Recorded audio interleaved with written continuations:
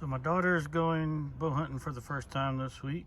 She's never really, other than practicing in the backyard with regular field point tips. So I bought these Montec G5s, a little bit old school, but since she was at 85 grain at the tip, without taking a week or two to readjust, the larger expandable broadheads start at 100 grain, 125 grain, which I did not know. So we're going to do the 85 grain one, but it's a 1 inch, very sharp. Had good reviews. Looks pretty good on her arrow. So it comes 3 in a pack. It's about $45. I got them at Bass Pro.